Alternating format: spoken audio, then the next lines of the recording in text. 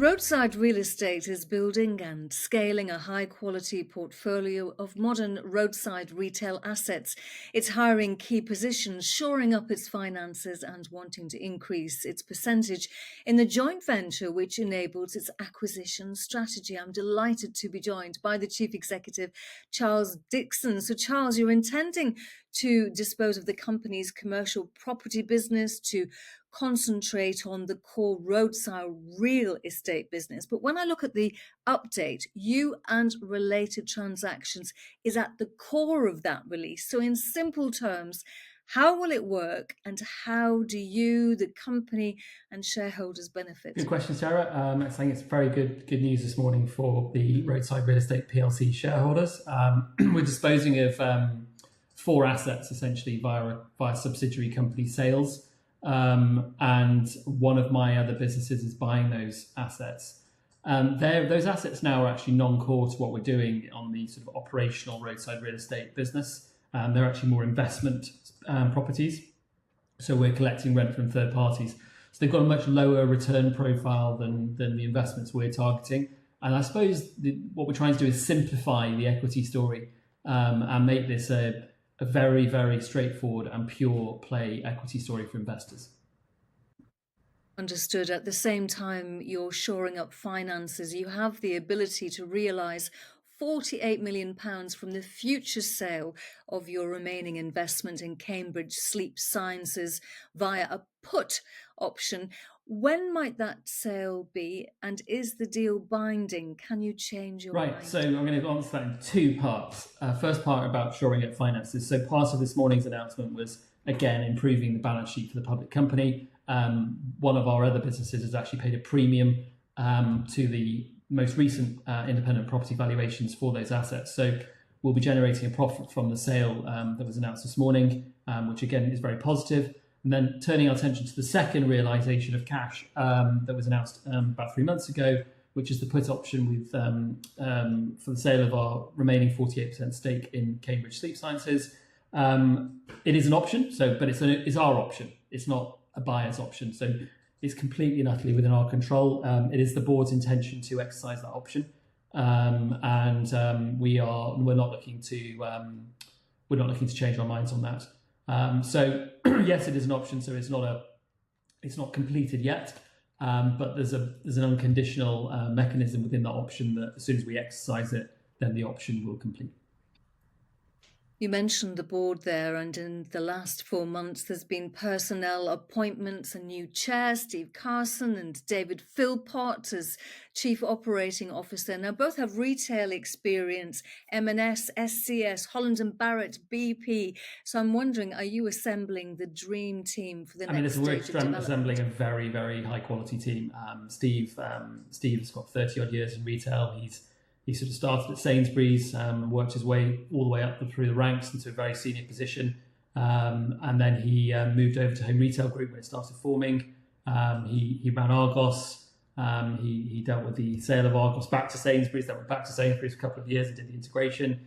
And then he moved over to running Holland Barrett and latterly SCS.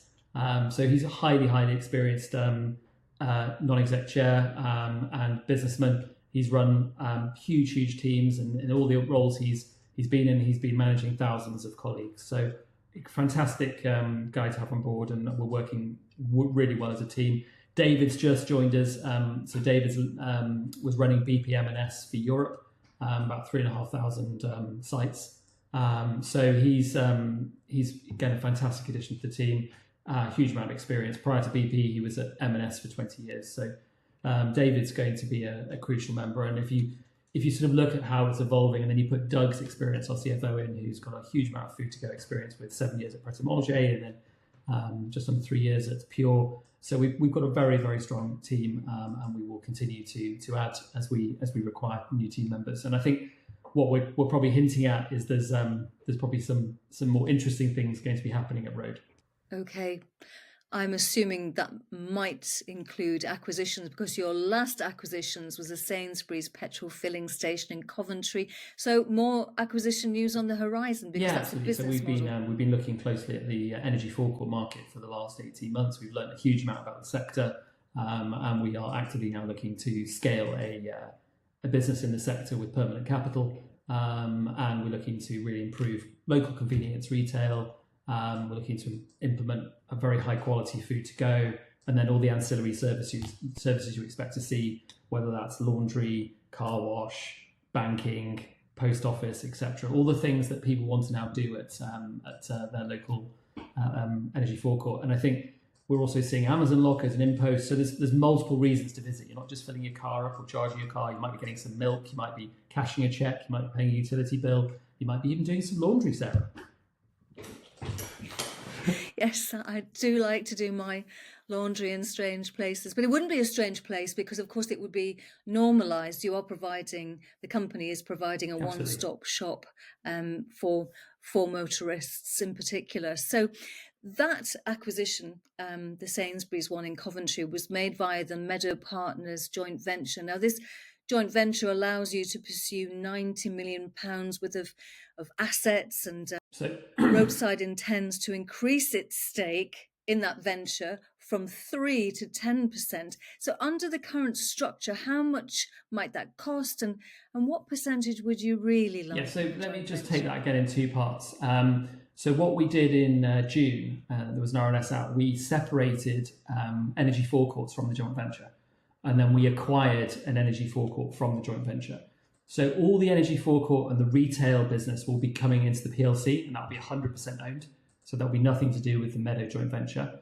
And then all the Meadow joint venture has got over £100 million worth of assets now that we've put together with Meadow. And we will be continuing to help Meadow either build that further or look to start realising some of the profits we've made over the last 18 months. In terms of the actual our shareholding in the joint venture, to answer your question, it's currently 3%. We've got the ability to go to 10%, which we will be expecting to increase by the end of October. So we're very pleased with both parts, but the key bit for shareholders and for investors is that everything we're doing in the energy forecourt space and the operational real estate and retail space will be 100% owned and 100% funded by the PLC. Understood. So finally, you've hinted at news and developments to come in terms of a time frame as we approach the end of 2025. What might investors be learning about? So I think we're hinted very strongly at the 2 team members we've brought in, and then you've hinted strongly at an acquisition we've already made. I would be expecting a lot more acquisitions along the lines that we've just made, and to scale very quickly now. We've got a good war chest on our balance sheet of cash. We've built a very, very experienced team. And we are very excited about the sector that we are looking to grow in. Charles Dixon, Chief Executive of Roadside Real Estate. Thank you very much Sarah. indeed.